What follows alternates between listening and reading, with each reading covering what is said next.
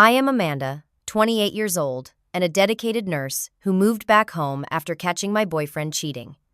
At first, everything seemed perfect.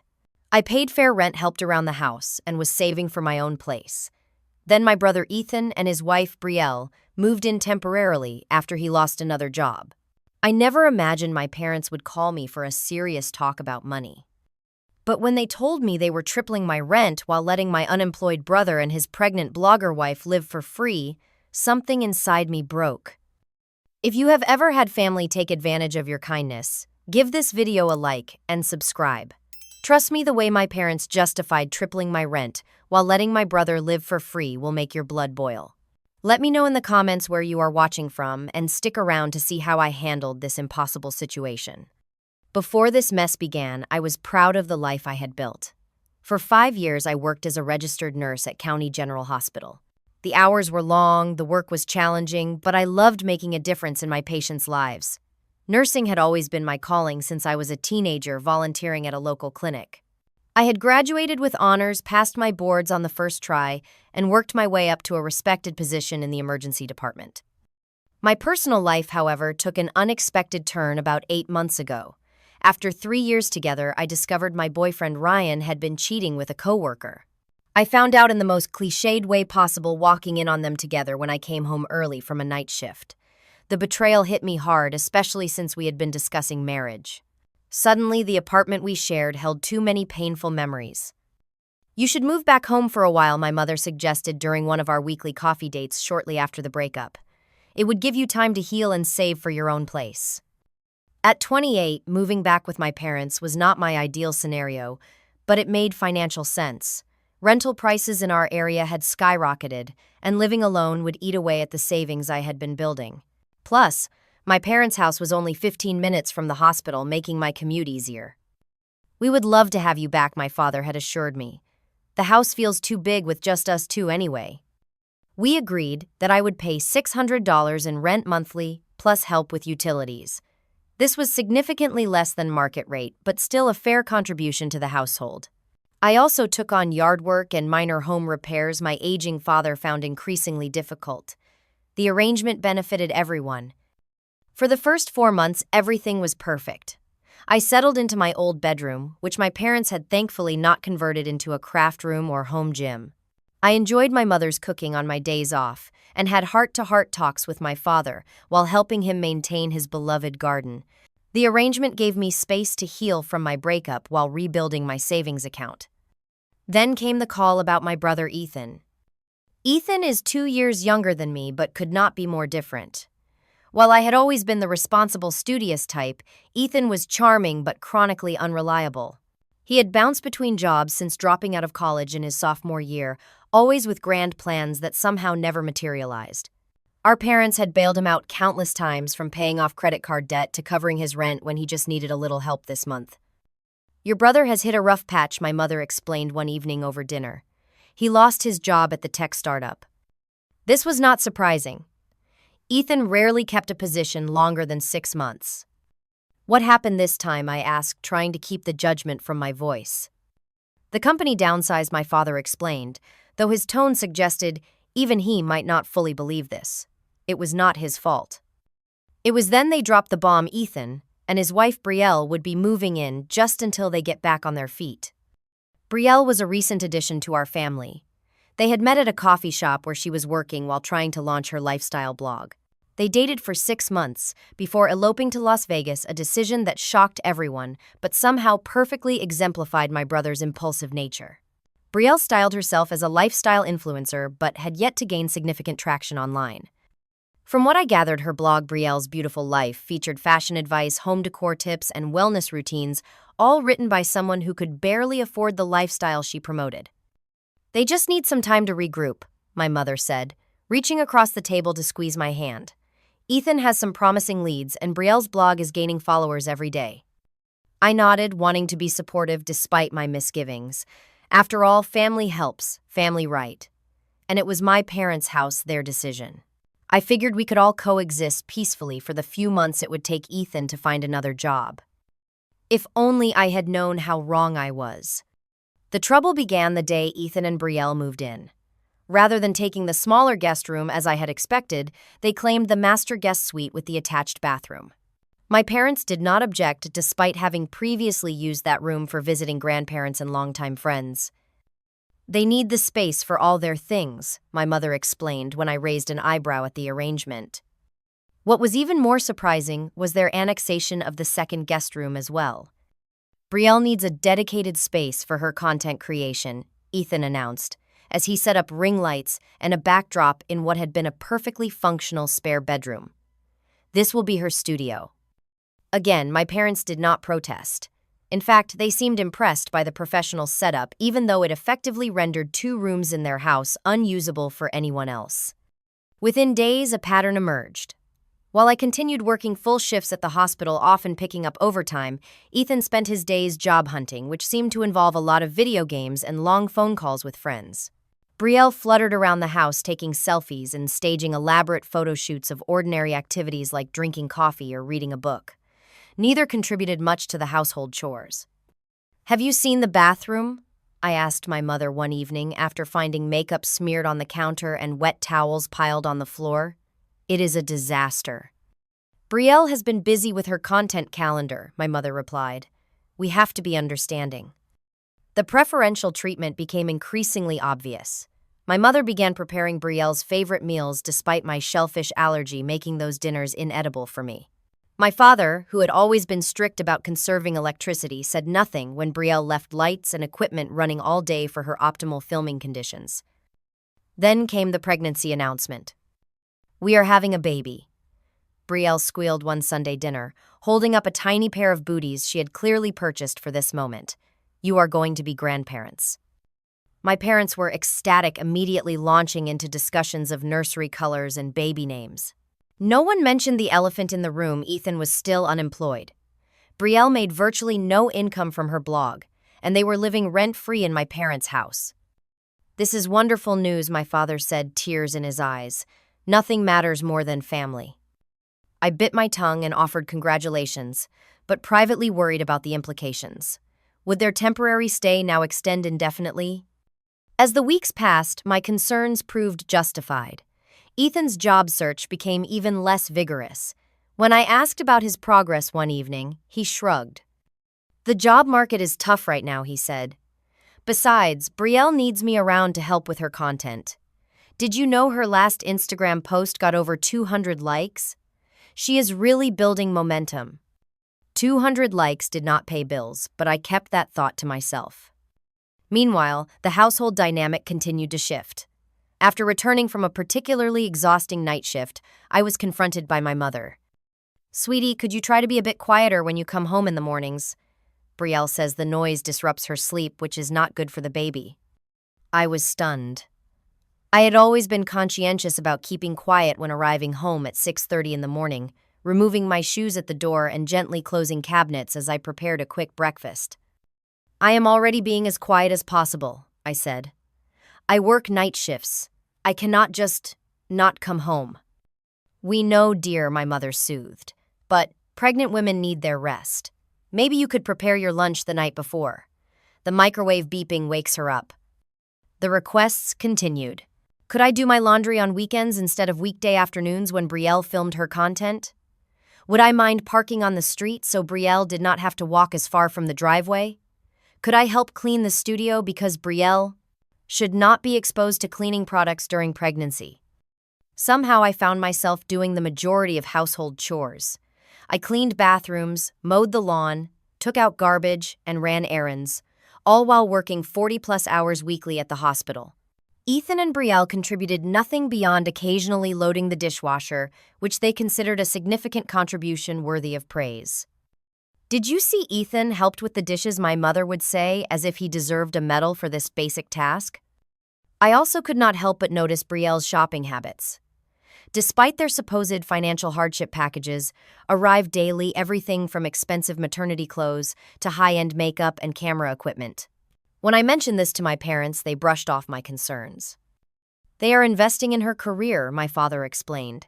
"Sometimes you have to spend money to make money." The tipping point came during a casual family dinner. My father mentioned property taxes had increased, and my mother sighed about rising grocery costs. "It is a good thing Amanda is here to help with expenses," my mother said, patting my hand. "It is what responsible family members do." The implication was clear. I was responsible while my brother was not yet. I was the one expected to shoulder the financial burden. Something was very wrong with this picture, but I had no idea how much worse it was about to get. 3 weeks after Brielle's pregnancy announcement, my phone buzzed with a text from my mother. "Family meeting tonight at 7. Please be there." Family meetings were rare in our household, typically reserved for major announcements or problem solving. Given the timing, I wondered if perhaps Ethan had finally secured a job or they had set a move-out date. Maybe my parents had finally recognized the imbalance in our living situation. I arrived home from my shift at 6:30, quickly showered, and joined my parents in the living room at 7 sharp. Conspicuously absent were Ethan and Brielle. "Are not Ethan and Brielle joining us?" I asked, settling into the armchair across from my parents on the sofa. I thought this was a family meeting. My mother and father exchanged glances, a silent communication that immediately set off warning bells in my head. "This particular discussion concerns your living arrangements," my father began, clearing his throat in the way he always did when uncomfortable. "My living arrangements," I repeated, confused. "Is there a problem?" My mother leaned forward, her expression, a forced smile that did not reach her eyes. "Not a problem exactly. We just need to make some adjustments given the current household situation." My father nodded. "As you know, expenses have increased with more people in the house. Utilities, groceries, general wear and tear." "I understand that," I said slowly, "but I have been helping with chores and errands more than ever. I even fixed the leaky faucet in the hall bathroom last weekend." "And we appreciate that," my mother rushed to add. "But we need to discuss the financial aspects of your stay here." My father cleared his throat again. "We have decided that going forward, your monthly rent will be $1,800. The words hung in the air between us. I must have misheard. "I am sorry, what did you say?" I asked, certain I had misunderstood.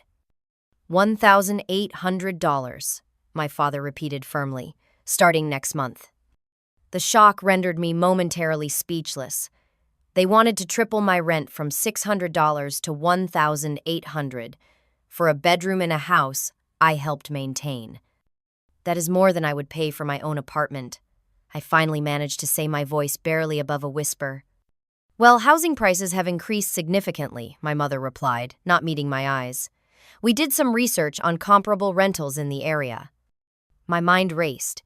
Even if we were strictly discussing market rates, which seemed an odd standard for family to apply, a single bedroom with shared spaces would not command such a price in our area. "And what about Ethan and Brielle?" I asked, already knowing the answer, but needing to hear it spoken aloud.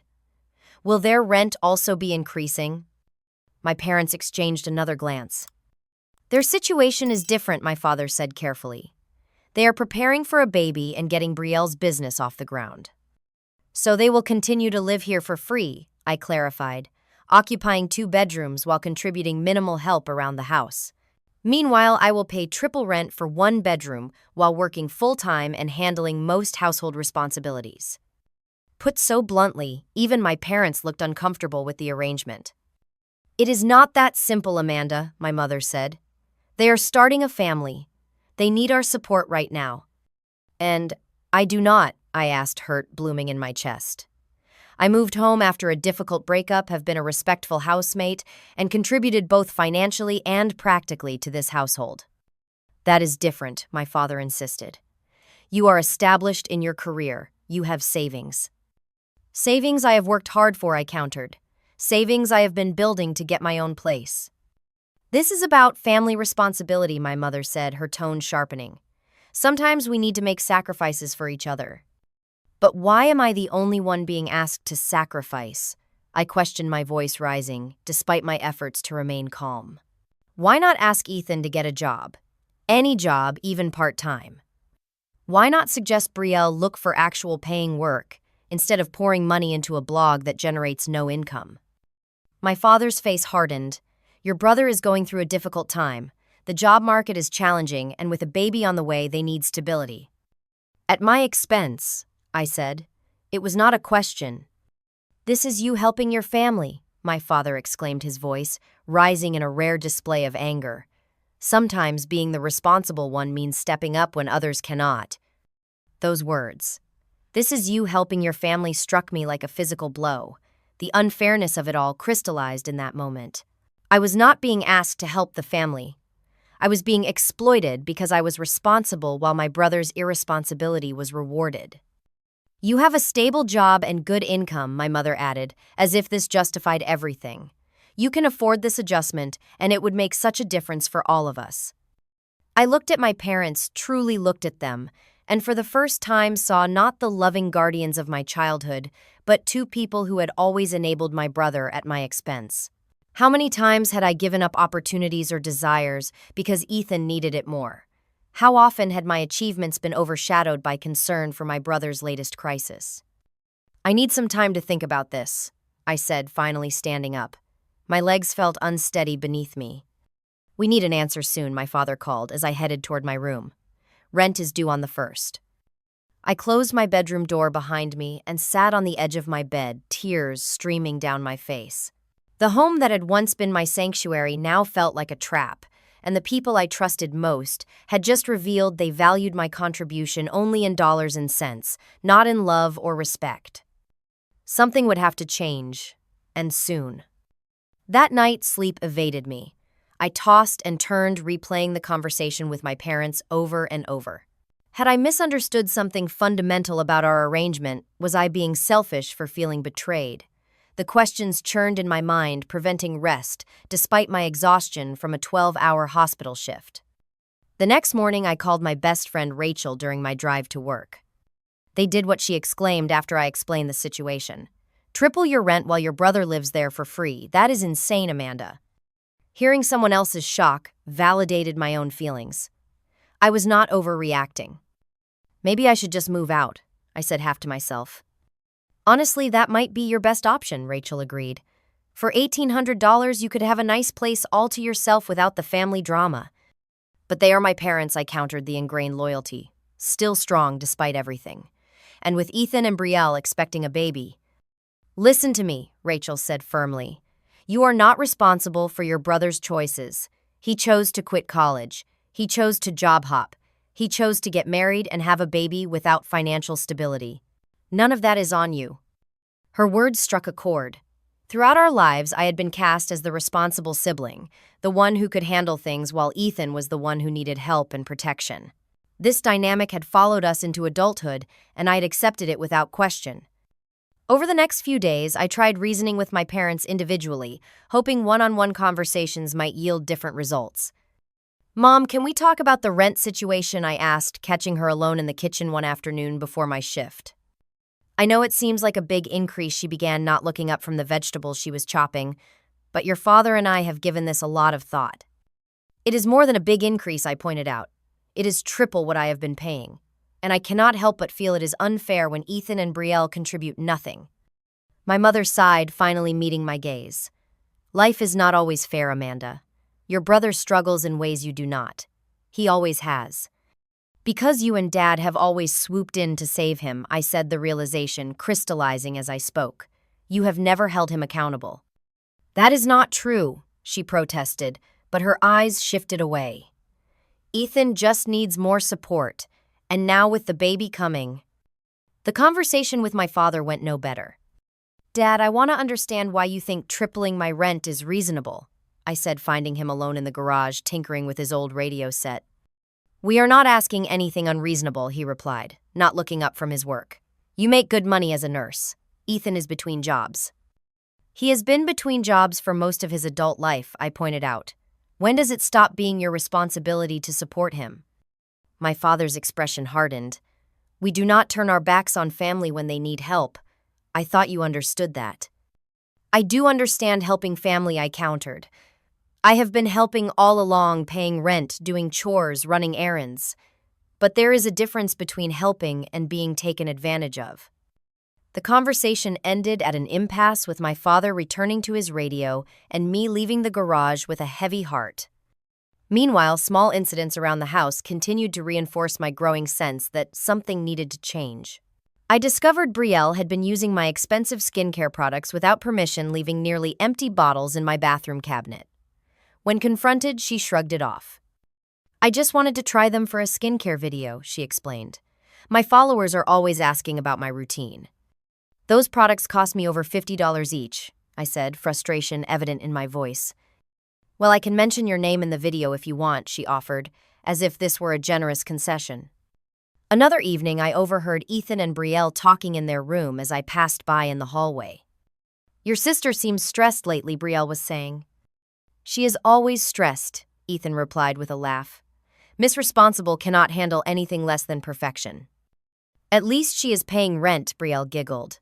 More rent now, apparently. Your parents did not even ask us to chip in. Why would they? Ethan said. We are starting a family.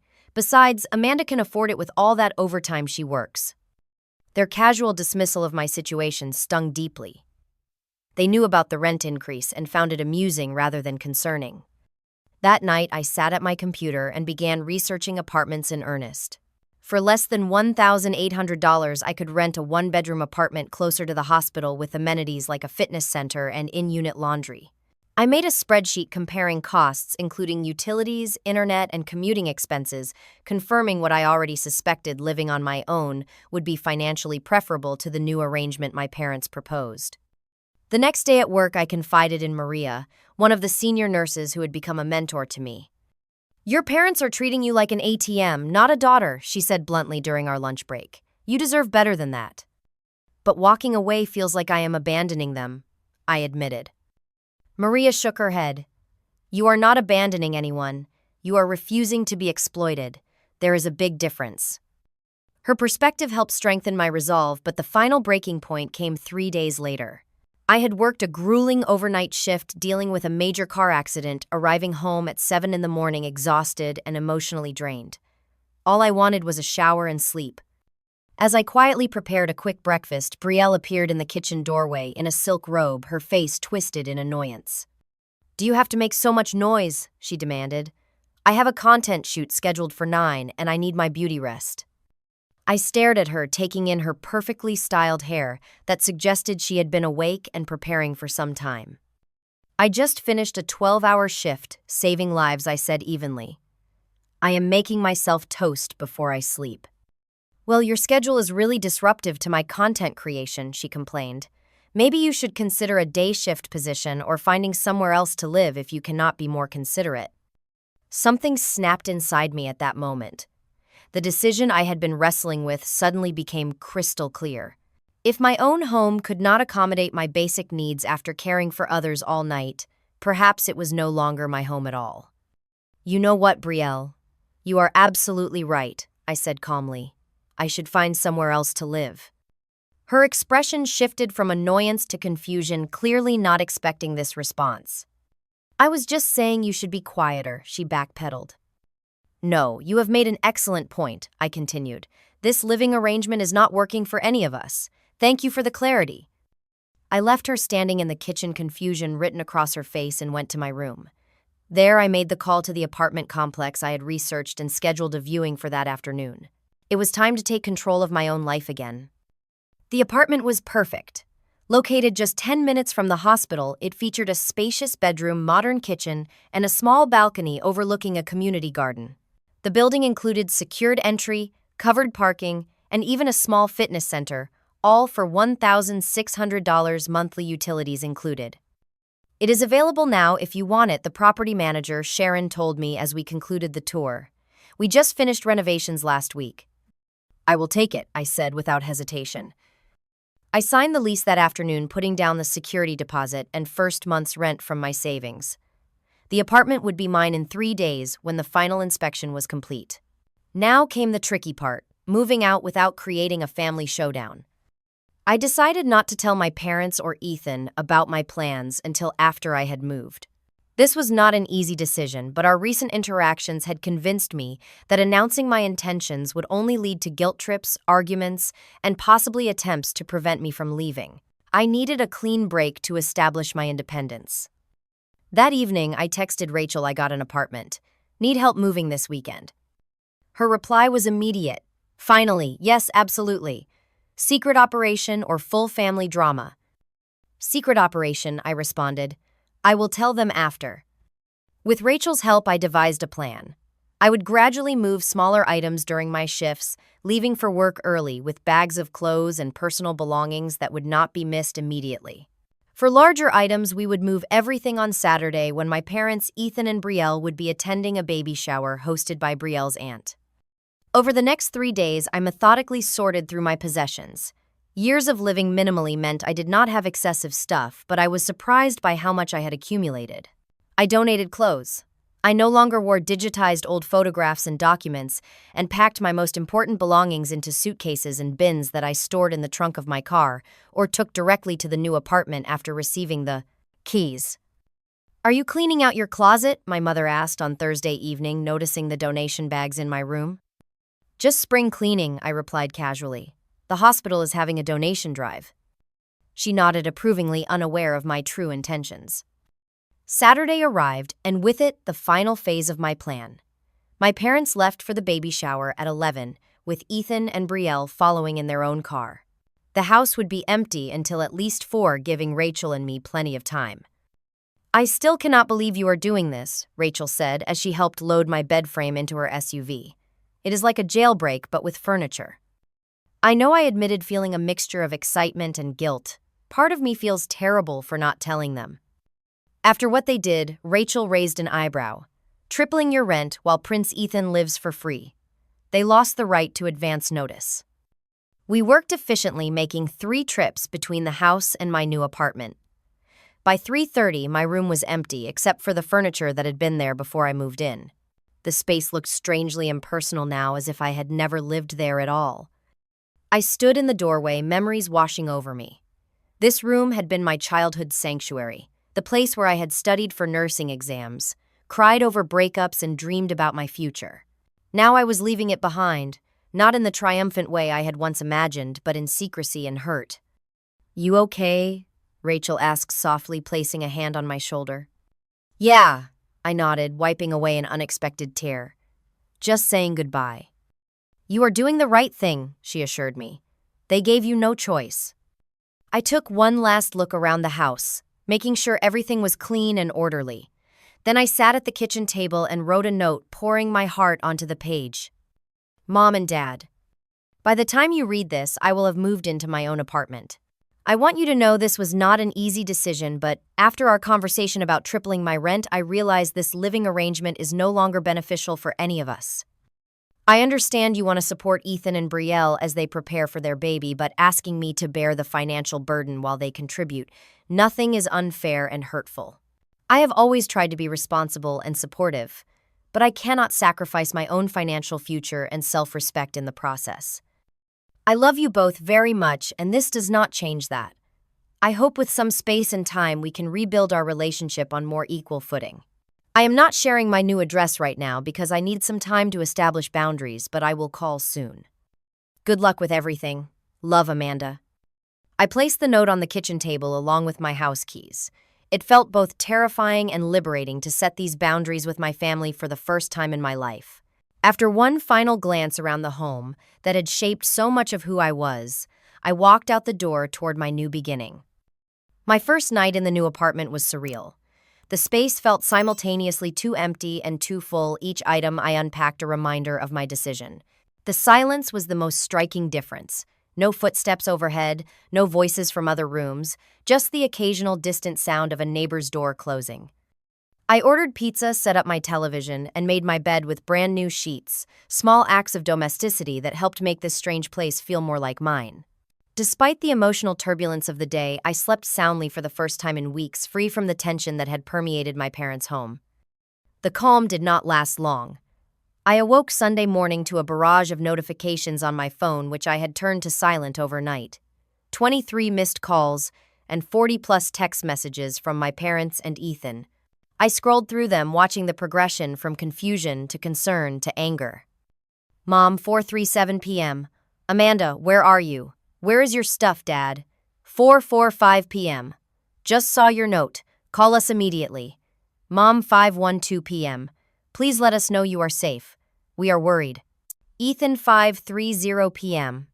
What the hell, Amanda? Mom is crying because of you. Dad, 6:15 p.m. This is not how family handles disagreements. Call home now. Mom, 7:03 p.m. Please, sweetheart. We can work this out. Ethan, 8:45 p.m. You are being incredibly selfish. Mom and Dad have always been there for you. Brielle, 9:12 p.m. Your parents are really upset. This stress is not good for the baby or me. The messages continued through the night, alternating between guilt-inducing pleas and angry accusations. I took a deep breath and composed a single text to my parents. I am safe and well. I need some space right now. Please respect that I am an adult who has made this decision carefully. I will call when I am ready to talk. I did not respond to Ethan or Brielle's messages. Their contribution to the situation did not warrant acknowledgement at this point.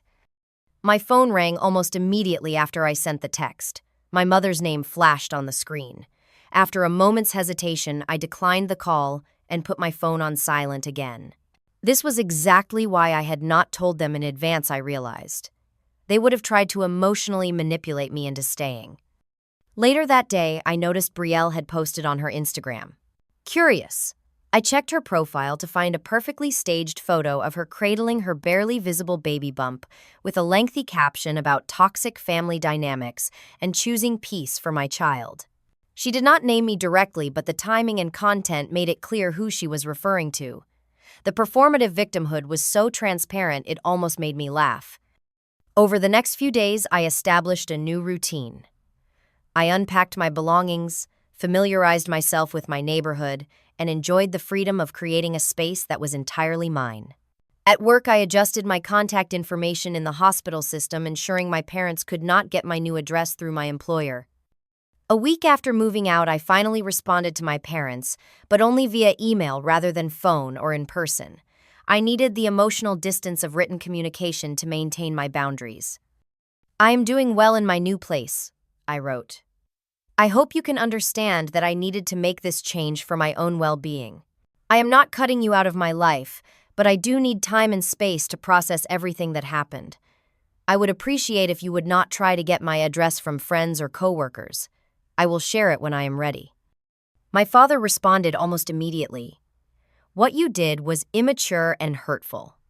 Running away instead of discussing your concerns shows a lack of respect for this family. Your mother is devastated. Is this really how you want things to be? His email reinforced my decision. Even now, he was focusing on my alleged wrongdoing rather than acknowledging the unfairness that had driven me away. My mother's separate email arrived an hour later, more conciliatory but still missing the point. We miss you so much, sweetheart. The house feels empty without you. I know we had a disagreement about finances, but surely we can work something out. Family should stay together during important times like this, with the baby coming. I did not reply to either message immediately, needing time to formulate responses that were firm but not cruel. In the meantime, I learned through mutual family friends that my parents had been calling around trying to discover where I had moved. I was grateful to Rachel and my work colleagues for respecting my privacy. 3 weeks after moving out, I agreed to a phone call with my mother. I set clear parameters in advance, 30 minutes maximum, no attempts to make me feel guilty, and no discussion of moving back. I just want to understand why you left like that, she said, when we connected, her voice small and hurt, without even saying goodbye. Mom, I left a detailed note explaining why, I reminded her gently. And based on how everyone reacted afterward with the constant calls and messages, I think my concerns about how a face-to-face conversation would have gone were valid. But we are your parents, she insisted. We deserved more than a note. And I deserved more than being told my rent was tripling while my brother lived for free, I countered. I deserve to be treated with the same consideration you give Ethan. The conversation continued in circles, with my mother unable or unwilling to see the fundamental unfairness of the situation. We ended the call with little resolved, but at least we had spoken without major conflict. My father was more difficult.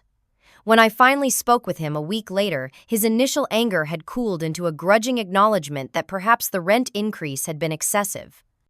We could have discussed a more reasonable amount, he conceded, but moving out without warning was an overreaction. It was not just about the money, Dad, I explained. It was about being valued and respected. You and Mom have always had different expectations for Ethan and me. You expect me to be responsible and self-sufficient while enabling his dependence. That is not fair, he protested. Your brother has different challenges. The challenges he has are largely ones you and Mom created by never holding him accountable, I said, surprising myself with my directness. And now you are asking me to finance that dynamic.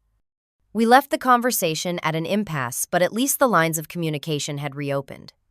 5 weeks after moving out, I agreed to meet my parents at a neutral location, a coffee shop midway between our homes.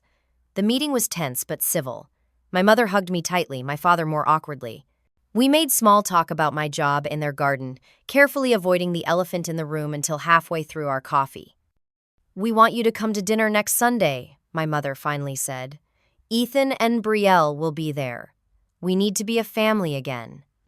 I took a deep breath. "I am willing to come to dinner, but I need you both to understand that I am not moving back. My apartment is my home now."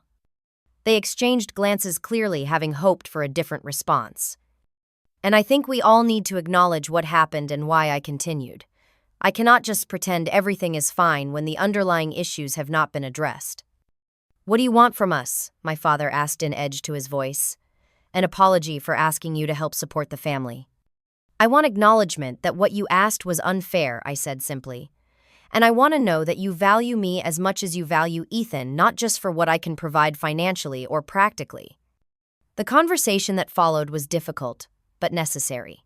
For perhaps the first time, I spoke honestly about how their different treatment of Ethan and me had affected me throughout our lives. They did not fully accept my perspective, but they listened, which was a start. We agreed to move forward cautiously, with weekly family dinners and clearer boundaries. I did not share my new address yet, needing to maintain that separation a little longer. The road to healing our relationship would be long, but at least we had taken the first step. 6 months passed in a blur of work, settling into my apartment and cautiously rebuilding relationships with my family. My new home became a sanctuary decorated exactly as I wanted, with no compromises necessary. I planted herbs on my balcony, joined a book club in my building, and even adopted a cat named Jasper, who quickly became my favorite roommate ever. The situation at my parents' house had evolved in my absence. The reality of preparing for a baby without my financial contribution had forced some necessary changes. My father had frank conversations with Ethan about expectations, resulting in my brother finally securing a job at a local electronics store. It was not a career position, but it provided steady income and benefits, something Ethan had avoided for years. Brielle continued her lifestyle blogging, but had scaled back her spending on equipment and props. She had also started freelance social media management for a few local businesses, bringing in actual income for perhaps the first time in their relationship. The baby, my niece Lily, arrived healthy and beautiful, shifting everyone's perspectives in unexpected ways. My relationship with my parents improved gradually. The weekly dinners became less awkward, and we developed a new dynamic as adults rather than parent and child. 3 months after moving out, I finally shared my address with them, and they respected my space, visiting only when invited. "Your apartment is lovely," my mother said during her first visit, genuine admiration in her voice. "You have made it so cozy." "Thank you," I replied, surprised by how much her approval still meant to me. "It feels like home." "You seem different here," she observed, watching me move confidently around my kitchen as I prepared tea. "More yourself." Her observation was accurate. Living independently had changed me in subtle but significant ways. I stood straighter, spoke more directly, and made decisions without second-guessing myself. The people-pleasing tendencies I had developed as the responsible sibling had faded, replaced by a healthier sense of self-worth. My relationship with Ethan remained complicated. Our initial conversations after I moved out were tense, with him accusing me of abandoning the family when they needed me. "You just left Mom and Dad hanging," he said during one particularly heated phone call. "They were counting on your rent money." "They were counting on my rent money to subsidize you," I corrected him. "And that was not fair to any of us." Over time, as he adjusted to the responsibilities of fatherhood and maintaining steady employment, Ethan's perspective shifted slightly. During a family dinner 4 months after I moved out, he made a surprising admission. "I probably would have done the same thing in your position," he said quietly while we were alone in the kitchen. "It was a lot they were asking from you." "Thank you for saying that," I replied genuinely, touched by this rare moment of empathy from my brother. Our relationship would never be close, but we found a new equilibrium based on mutual respect rather than the dysfunctional dynamics of our childhood. I also focused on my own healing process. On the recommendation of Maria, my mentor at work, I started seeing a therapist who specialized in family dynamics, of Dr. Lawrence helped me understand the patterns that had shaped our family and my role within it. You were parentified from a young age, she explained during one session, given adult responsibilities and expectations while your brother was infantilized. Breaking that pattern was necessary for your well-being, even though it caused temporary pain. Through therapy, I came to understand that setting boundaries was not selfish, but essential. I learned to recognize the difference between genuine family support and exploitation, between healthy sacrifice and self-destruction. The hardest part was the guilt I admitted to Dr. Lawrence. I kept feeling like I had abandoned them. But you did not abandon them, she pointed out. You simply stopped allowing them to take advantage of your sense of responsibility. There is a significant difference. My social life blossomed as well. Freed from the constraints of my previous living situation, I reconnected with old friends and made new ones. Rachel remained my closest confidant, always ready with brutal honesty when I needed it. I even began dating again, cautiously at first, then with growing confidence. You deserve someone who values your strength rather than exploits it, Rachel told me over brunch one Sunday. Do not settle for less. The wisdom of her words resonated deeply. Throughout my life, I had often been valued for what I could provide, not for who I was. Breaking that pattern in my family relationships helped me recognize and avoid it in romantic ones as well. Perhaps the most profound change came in my relationship with myself. I learned to prioritize my own needs without guilt, to recognize my worth beyond my productivity or usefulness to others. I discovered joy in small pleasures, from morning coffee on my balcony to weekend hikes in nearby parks. 6 months after moving out, I hosted a dinner party in my apartment for my parents. The invitation was a significant step, opening my private space to them in a new way. I prepared my mother's favorite lasagna recipe with my own twist, set the table with care, and welcomed them with genuine warmth. This is delicious, my father said, helping himself to seconds. Even better than your mother's, though. Do not tell her I said that. My mother laughed, more relaxed than I had seen her in years. He is right. You have always been a better cook than me. After dinner, as we enjoyed coffee and the apple pie I had baked, my mother reached across the table to take my hand. I owe you an apology, she said, her voice steady but emotional. What we asked of you was unfair. We should have held Ethan to the same standards we held you to. I blinked back, tears, not having expected this acknowledgement after so many months. I appreciate that, Mom, I said softly. Thank you. We are proud of you, my father added, clearing his throat against unexpected emotion. This place your independence, the way you handled everything, even when we were not at our best. You are remarkable, Amanda.